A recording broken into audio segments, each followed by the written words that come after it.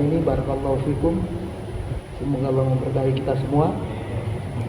Yang pertama, baca Al-Quran yang tergesa-gesa atau baca Quran yang asal baca, tidak dengan ilmu tajwid. Selama yang dimaksudkan adalah orang itu sedang berusaha belajar, tapi dia belajarnya saat itu baru bisa seperti itu, dan dia terus berusaha mempelajarinya, maka dia termasuk golongan yang dikatakan oleh Nabi, alladzi yaqra'ul Qur'an wa huwa mahir ma'al kiramil barar, walladzi yaqra'ul Qur'an wa huwa yatata'ta wa syaqun 'alaihi falahu ajran. Siapa yang baca Al-Qur'an dan baca Al-Qur'annya mahir, baca Qur'annya baik, sesuai dengan ilmu tajwid yang ada, panjang pendeknya betul, dengung jelasnya, izharnya, idghamnya jelas, maka dia selalu didampingi oleh para malaikat. Dan orang yang baca Al-Quran dalam keadaan terbata-bata, susah baca Qurannya, ya. Baca Quran itu kayaknya bukan hal yang mudah buat dia. Betul-betul mau panjang, mau pendek, susah sekali dia. Tapi dia terus berusaha membacanya, maka kata Nabi, baginya 2 pahala. Maksudnya adalah pahala membaca dan pahala mau belajar. Jadi pertanyaan Pak Jikatni, selama orang itu niatnya terus mau memperbaiki diri, tetap itu adalah hal yang baik buat dia. Tapi kalau dia belajar begitu, nggak mau tanya guru, nggak mau tanya orang lain, nggak mau baca di depan orang yang lebih mengerti, dan nggak mau belajar dari orang lain, itu orang itu tentu saja jadi hal yang buruk perbuatannya. Kita disuruh tidak begitu. Jadi kalau mau yang baik, terus belajar. Dalam rangka terus belajar, tapi dia sulit, itu nggak apa-apa. Ya, dia terus belajar. Bahkan sampai dia wafat masih belajar, insya Allah surga buat dia. Kenapa? Karena dia sedang belajar Al-Quran. Itu begitu. Jadi sebuah tetap adalah hal yang baik buat yang bersangkutan. Kemudian baca Al-Quran yang kedua tentang baca mushaf atau baca pakai HP. Ini begini, ya. Mushaf itu Al-Quran, yang namanya mushaf itu ini. Mushaf ini punya keistimewaan. Dia punya kelebihan. Dia adalah kitab suci yang lembarannya ini ditulis dengan sungguh-sungguh sampai jadi kayak gini ini. Ini perjuangan. Dulunya ditulis di pelepah kurma, di kulit binatang, asal ada tulis kata Nabi. Susahnya bukan main. Lalu akhirnya dikodifikasi. Ya, bukan dimodifikasi ya, dikodifikasi, disusun. Jadi kitab seperti ini. Dan atas perintah Nabi, susunannya begini. Karena itu Nabi dapat dari Allah. Susunannya surat Al-Fatihah, Al-Baqarah, Ali Imran, terus. Itu adalah atas perintah Allah, Nabi disuruh menyusun seperti itu. Jadi ini sesuatu yang mulia, yang agung. Berbeda dengan kita membaca Al-Quran dari sini. HP ini isinya macam-macam. Ada memang Al-Quran, aplikasinya yang kita buka. Tapi juga ada aplikasi yang lain. Aplikasi macam-macam. Bahkan mungkin ada seseorang yang di HP-nya ada Al-Quran, tapi juga ada gambar porno misalnya. Dia ada Al-Quran, tapi ada juga ada tulisan maksiat. Maka berbeda baca Quran ini dengan baca ini. Itu berbeda, tidak sama. Bagian ulama membolehkan wanita haid baca Quran kalau dari sini, karena nggak dianggap sesuatu yang dimuliakan. Kalau ini tidak boleh disentuh. Dia kalau baca Quran ini minta tolong bukain suratnya, saya mau baca aja, boleh. Wanita haid itu baca, tapi begini dia baca, tolong bukain, dia nggak sentuh ini, karena ini sesuatu yang dimuliakan. Ilustrasinya begini, kenapa kita muliakan ini? Jangan kita beranggapan, kan itu cuma lembaran aja, tulisan aja. Apa sih bedanya dengan tulisan yang lain? Coba, ya ini pernah terjadi dalam dialog antara seorang mahasiswa dengan dosennya. Ya. Dosennya menganggap Quran itu biasa saja, lalu kemudian dia ambil salah satu buku yang ditulis oleh sang dosen. Ya. Lalu kemudian buku itu oleh mahasiswa itu diinjak-injak. Dosen itu marah. Itu kan buku tulisan saya, kenapa kamu injak-injak? Kan ini cuma tulisan doang, lembaran. Saya nggak menginjak mulut Anda, saya nggak menginjak tulisan Anda, nggak menginjak kehormatan Anda. Yang saya injak cuma lembaran. Apa artinya lembaran? Gara-gara dosen tadinya mengatakan, kenapa kalian harus menghormati Quran sampai begini-begini, dihormati Quran itu ditaruh di bagian atas. Kalau kita nyusun begini nih, Quran itu harus paling atas. Jangan disusunnya begini. Quran itu disuruh susunnya yang paling atas. Dimanapun, di rumah, di apa, Quran yang paling atas. Bawa barang, Quran yang paling atas. Ya. Waktu itu dosennya itu mengatakan gitu, untuk apa kalian menghormati umat Islam Quran kayak begitu? Akhirnya dibalik oleh si mahasiswa tadi, tulisan si dosen, bukunya dia diinjak-injak. Coba bayangkan, ada tulisan seseorang, di depan dia kita bakar tulisannya.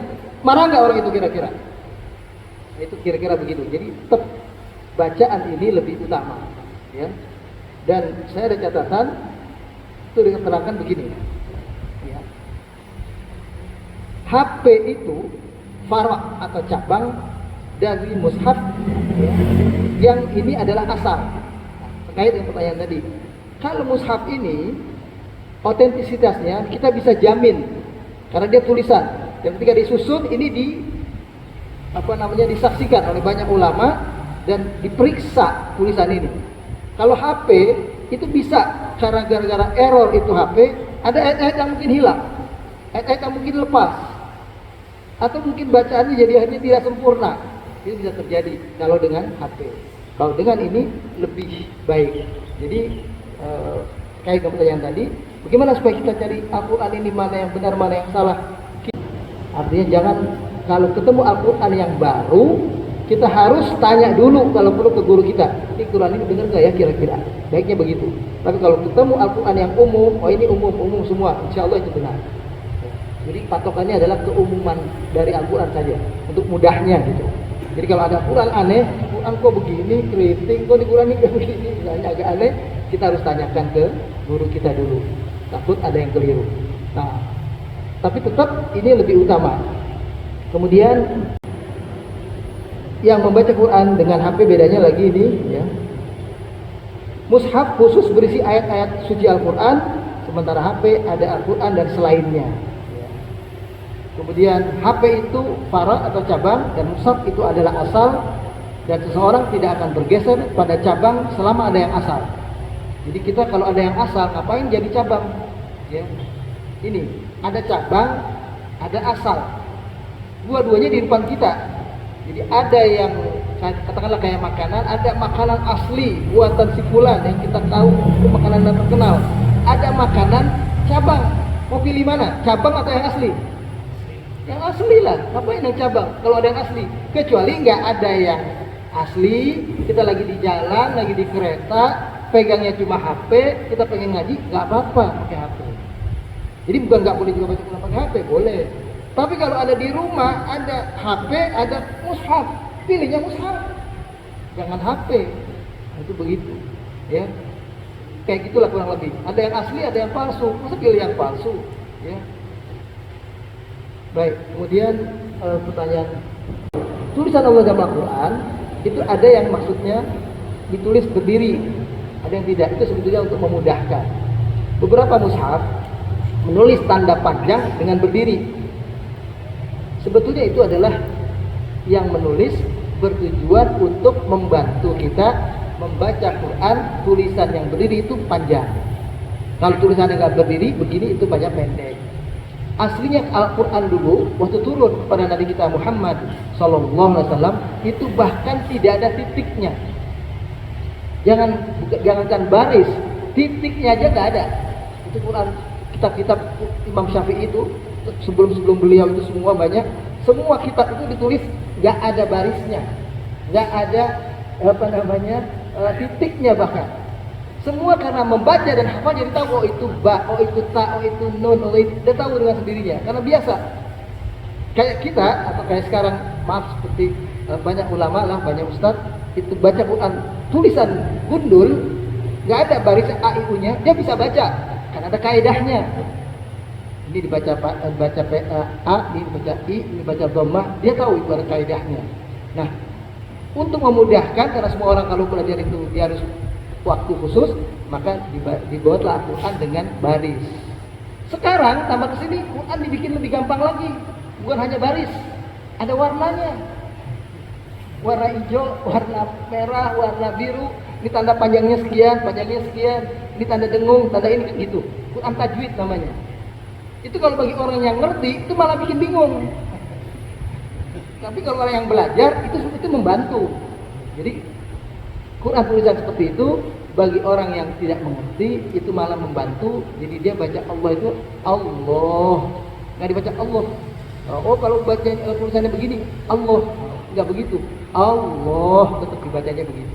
Maka supaya kita paham, dikasih tanda panjangnya berdiri. Itu kata ganti dari panjang yang fathah biasa dikasih alif, fathahnya dibuang, alifnya yang panjang dikecilin, ditaruh di atas. Itu begitu sebetulnya. Dalam penulisan saja. Itu maksudnya. Jadi ada yang ditulis nggak begitu, tetap fathah lalu ada tanda alif. Ada yang fathahnya dibuang, tanda alif yang panjang dipotong tapi ditaruh di atas. Itu begitu. Sekedar itu ya.